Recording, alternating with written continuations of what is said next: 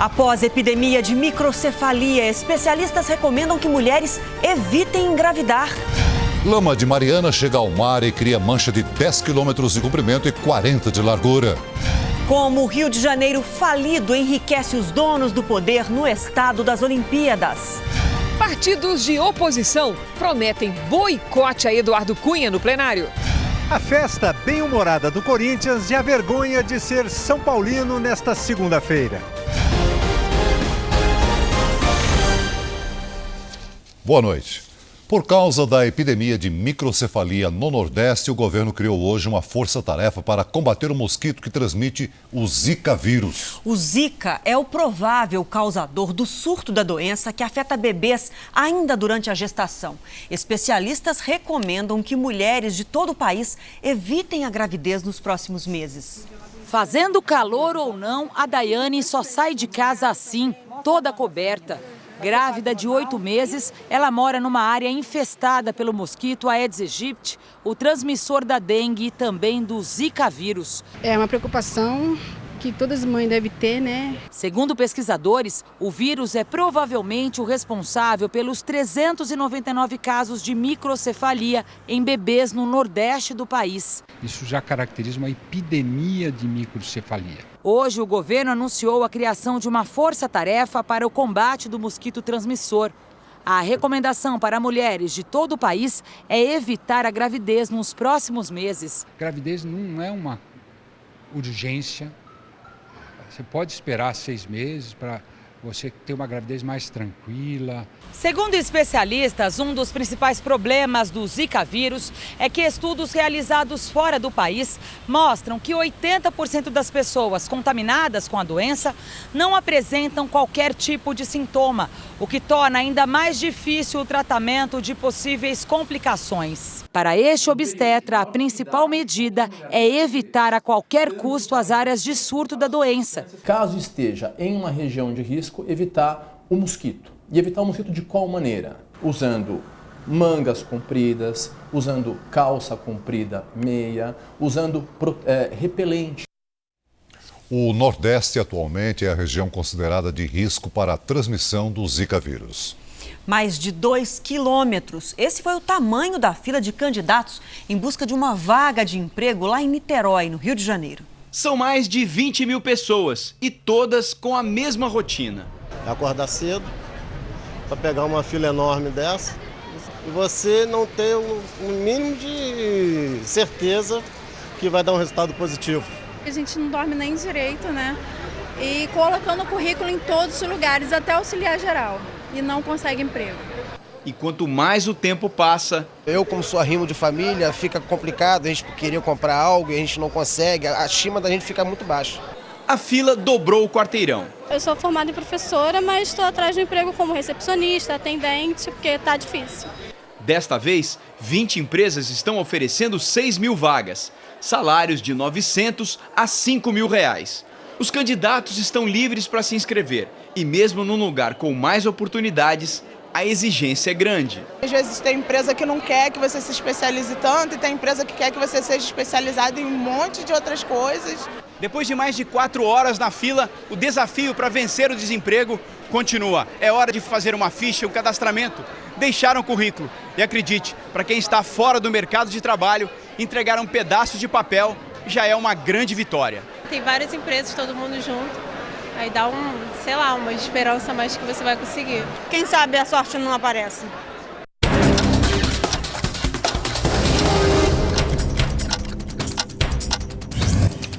A chuva forte provocou transtornos na cidade de Bauru, interior de São Paulo. Carros foram arrastados e motoristas ficaram no meio da enchente. O teto da prefeitura também não suportou o temporal. A Justiça negou o recurso do governo de São Paulo que pedia a reintegração de posse das 110 escolas ocupadas na capital. Os estudantes são contra o fechamento de 94 colégios que seriam usados para outras finalidades. A Universidade do Estado do Rio de Janeiro suspendeu as aulas por falta de serviço de limpeza e manutenção. O governo do estado está em atraso com o pagamento dos trabalhadores terceirizados. Em nota, o reitor informou que as aulas serão retomadas só no dia 1º de dezembro. Agora a nossa reportagem especial. O estado do Rio de Janeiro, que é hoje o maior canteiro de obras do Brasil, está falido. Apesar dos problemas financeiros que atingem em cheio a população, alguns políticos fluminenses não podem reclamar. Em pouco tempo, viram seus negócios prosperar. A reportagem é de Lumes Única e Luiz Carlos Azenha.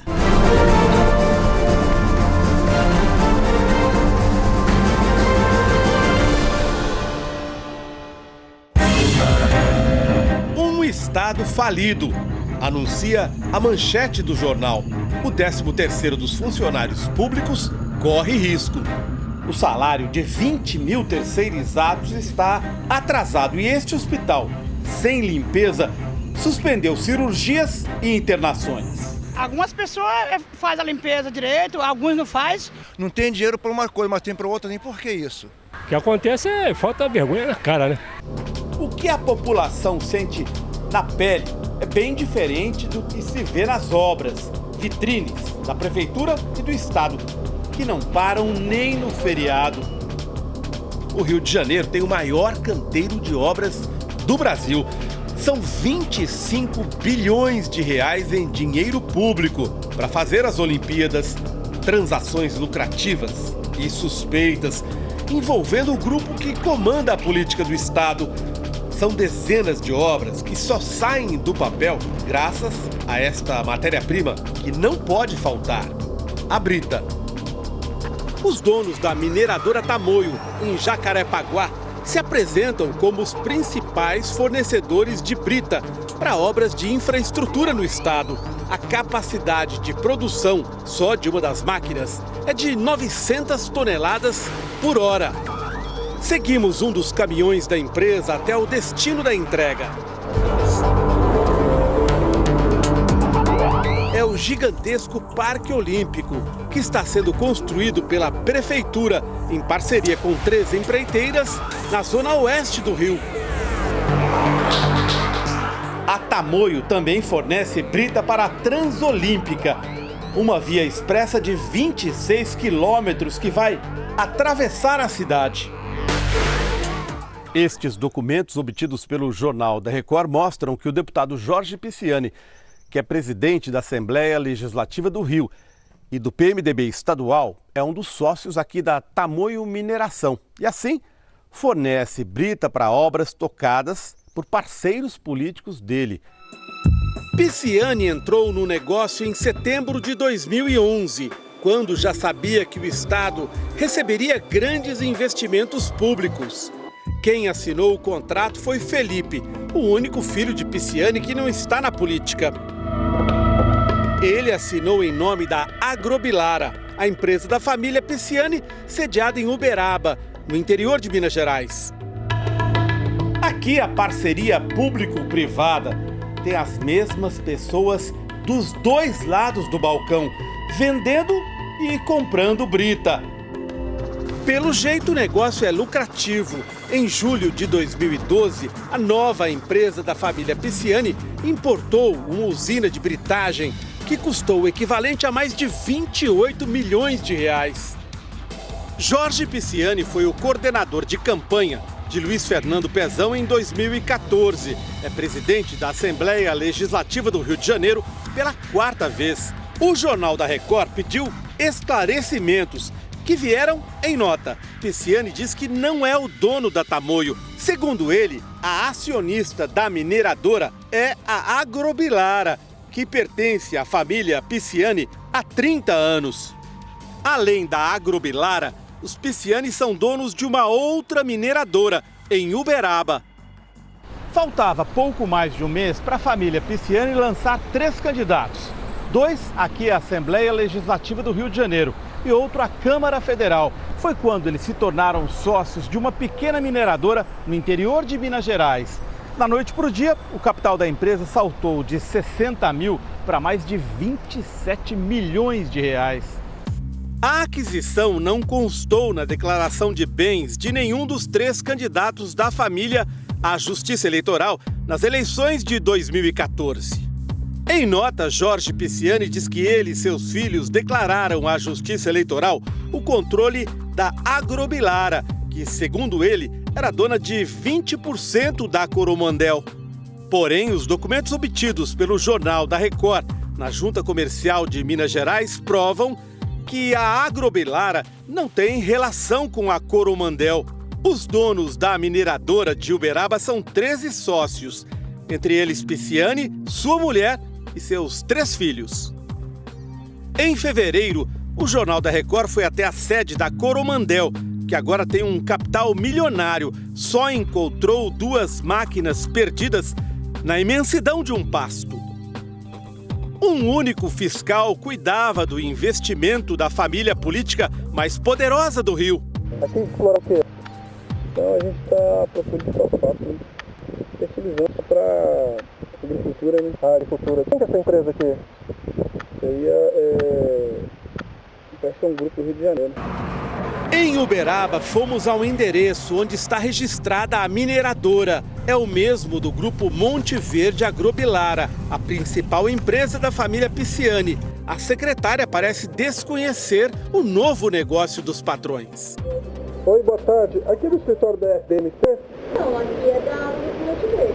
Na realidade, a gente aluga a sala para eles. O pessoal é do Rio de Janeiro. O poder econômico da família Pisciani impulsiona o poder político. O filho, Leonardo, já é líder do PMDB na Câmara dos Deputados. O deputado estadual Rafael ganhou um cargo estratégico no governo municipal de Eduardo Paes, secretário de Transportes, uma área que já rendeu bons negócios a sócios da família. É sempre assim, um acerto entre amigos, às custas do patrimônio público. O Jornal da Record obteve estes documentos em cartórios do Rio de Janeiro.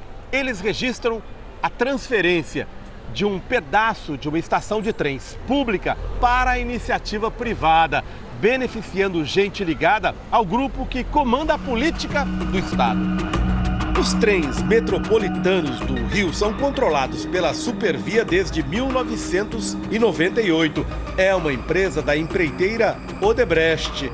10 anos depois da concessão, apesar da precariedade dos serviços prestados, o governo do Rio assumiu que tinha uma dívida de 700 milhões de reais com a Supervia. Pagou a dívida comprando 90 trens. E ainda renovou a concessão por mais 25 anos, até 2048. No dia 26 de novembro de 2010, as partes assinaram este documento que diz: nada mais será devido pelo Estado à concessionária. Mas 2 semanas depois, surgiu um negócio mirabolante. A empresa estadual de transportes transferiu à Supervia a posse de um terreno onde fica a estação de Queimados, a Baixada Fluminense. Justificativa: pagamento de uma dívida de 764 mil reais. 11 meses depois, a Supervia vendeu o mesmo terreno por um valor menor, 740 mil reais. É onde hoje fica este moderno shopping center, com mais de 8 mil metros quadrados de área construída. Uma das empresas que controlam o shopping é a Cruzeiro do Sul. Um dos sócios dela, Carlos César da Costa Pereira, o Carlinhos, empresário do ramo de tubos de concreto. Em nota, o empresário diz que a Supervia alugou o imóvel à empresa Cruzeiro do Sul, que pertence a ele, em 2007 e o vendeu em 2011. A Supervia afirma em nota que seguiu todas as normas previstas no contrato, tanto no recebimento quanto na venda do terreno para a Cruzeiro do Sul. Documentos obtidos pelo Jornal da Record mostram, no entanto, que os negócios foram fechados depois que o Estado quitou todas as suas dívidas com a Supervia. Carlinhos, que comprou o terreno e é dono do shopping de Queimados, é sócio em 4 das 5 principais empresas da família Pisciani. Da mineradora Tamoio, por exemplo, aquela que fornece brita às principais obras públicas do Rio. Carlinhos também é sócio da Coromandel. Em Queimados, Carlinhos conseguiu uma vantagem insuperável. Quem sai da estação dá de cara no shopping, graças a um negócio da China. o estado do Rio pagou uma dívida que não tinha com um terreno público, que acabou nas mãos do sócio de Jorge Pisciani, o homem que coordenou a campanha do governador Pezão em 2014.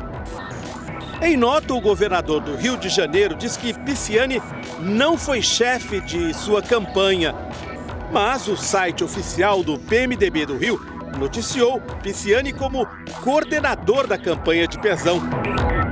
Em sua página pessoal na internet, Jorge Pisciani se apresentou como articulador do AEzão, uma aliança construída por ele, pedindo votos para o então candidato à presidência Aécio Neves e o governador Pezão. A foto que ilustra a notícia mostra Pisciani e seu filho acompanhando Aécio numa caminhada em Queimados.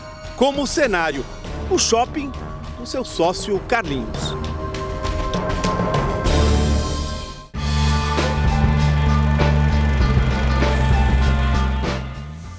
Na reportagem de amanhã, você vai ver como uma comunidade pobre do Rio de Janeiro foi destruída para dar lugar a obras e empreiteiras envolvidas na Operação Lava Jato e saber quem são os políticos por trás disso. Em Brasília, os principais partidos de oposição podem aderir ao movimento de boicotar as sessões de votação da Câmara comandadas por Eduardo Cunha. O Conselho de Ética se reúne amanhã para a leitura do parecer que recomenda a abertura de processo contra o presidente da Câmara. Depois da rebelião que levou à debandada do plenário e à tumultuada sessão do Conselho de Ética, que nada decidiu na última quinta, finalmente será lido o parecer de Fausto Pinato, do PRB, que recomenda aos 21 conselheiros a investigação contra Eduardo Cunha. Só após a votação deste parecer, na próxima terça-feira, dia 1º, é que o processo pode começar. Deputados da Rede, PSOL e PPS vão ao Ministério Público contra Cunha, que acusam de usar o cargo para barrar a investigação. Essa prática, onde quer que seja, é inaceitável. Quanto mais na Câmara dos Deputados, que tem um regimento interno e que deve ser a casa que deu exemplo de respeito à Constituição. Além de pressionar no judiciário pela saída de Cunha, oposicionistas querem barrar a atuação do deputado em plenário e esperam contar com o apoio de setores do PSDB e do DEM para inviabilizar votações e minar as condições de Cunha de continuar presidindo a casa. E, para isso, podem lançar mão de um recurso que existe no regimento da Câmara, a obstrução. Eduardo Cunha diz que não teme o movimento. Isso vai depender de cada um. Se eles não quiserem ficar aqui em obstrução o tempo inteiro, tiver número para obstruir, significa que a casa não quer votar. Então não vote. Isso é o problema da casa que vai decidir. Veja a seguir, presidente eleito da Argentina quer relação dinâmica com o Brasil. E ainda nesta edição, onda de lama de barragem de Minas já atinge 40 quilômetros de largura do litoral do Espírito Santo.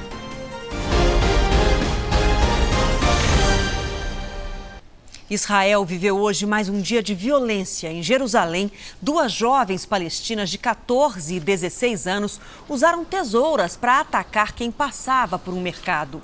Uma delas acabou morta pela polícia. Não muito longe dali, num posto de gasolina, um terrorista esfaqueou e matou um soldado israelense. Ele também foi morto pelos policiais. O fim da era Kirchner. Depois de 12 anos, um candidato da oposição vence as eleições presidenciais na Argentina. Maurício Macri foi eleito com 51% dos votos e já anunciou que a primeira viagem internacional dele será ao Brasil. A presidente Dilma telefonou cumprimentando o novo colega que pediu mais dinamismo nas relações comerciais entre os dois países. Nesta semana chove bastante entre o sul e o sudeste do país. Amanhã, ventos que giram no sentido horário provocam chuva e ventania em parte do sul, sudeste e em Mato Grosso do Sul. Chove entre Bahia e Maranhão e faz sol nesta parte do Nordeste, do Rio Grande do Sul e nas áreas amarelas do Centro-Oeste e do Norte. À tarde, calor em Fortaleza, com máxima de 32 graus. Em Florianópolis, máxima de 22. Em Curitiba, o dia será chuvoso e a máxima é de 20 graus. Em Aracaju, faz 33. Em Teresina, 37. E em São Paulo, temporais no fim do dia e faz 27 graus. Veja a seguir, França encontra cinto explosivo que pode ter sido usado em ataques. E também a segunda-feira melancólica para os torcedores do São Paulo, depois da vitória do Corinthians por 6-1.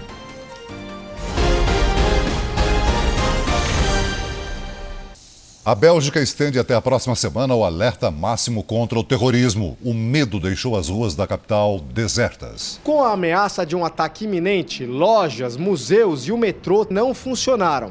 21 suspeitos foram presos.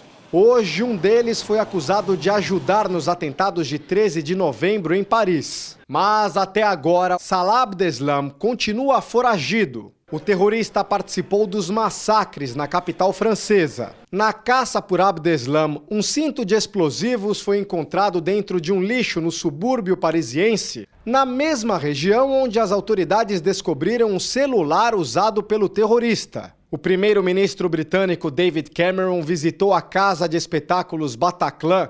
O premier britânico vai pedir ao parlamento autorização para realizar ataques aéreos contra alvos do Estado Islâmico na Síria. David Cameron também anunciou um plano de defesa contra o terrorismo para a próxima década. Hoje, jatos franceses decolaram pela primeira vez do porta-aviões Charles de Gaulle para atacar o Estado Islâmico no Iraque. As empresas Pfizer e Allergan anunciaram um acordo que vai criar a maior farmacêutica do mundo.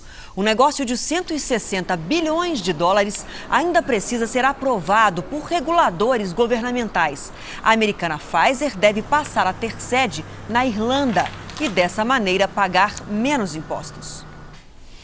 A lama da barragem da Samarco, que vazou no começo do mês, já alcançou uma faixa de 10 quilômetros de comprimento e 40 quilômetros de largura no litoral do Espírito Santo.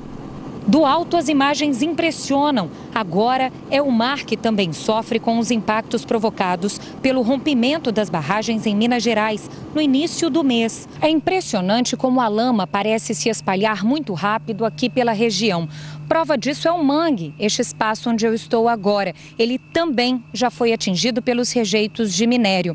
Olha só o contraste entre o marrom do barro, típico do manguezal, e a cor alaranjada dos rejeitos de minério.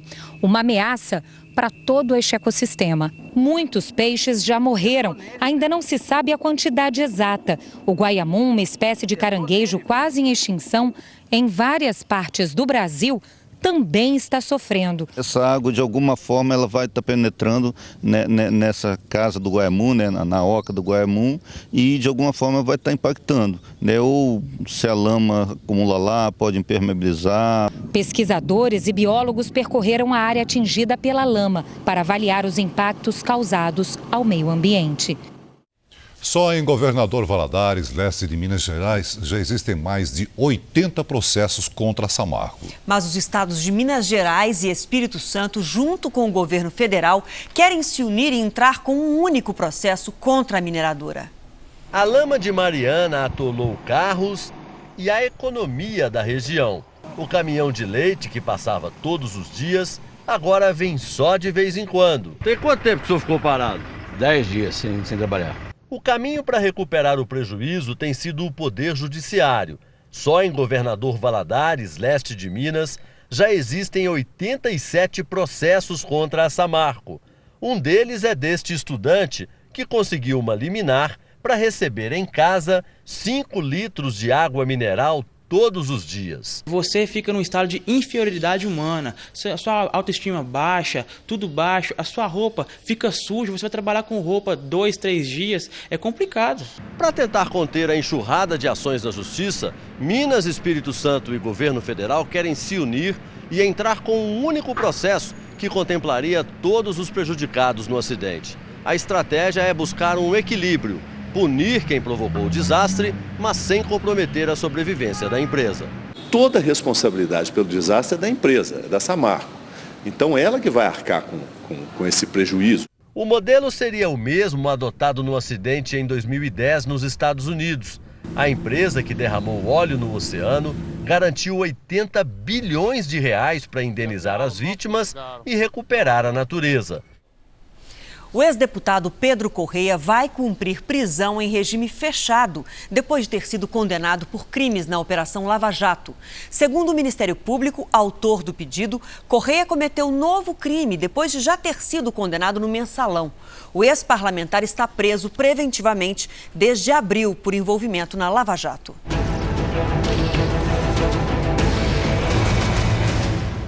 No Rio, um avião que seguia para Porto Alegre teve que esperar 2 horas para decolar.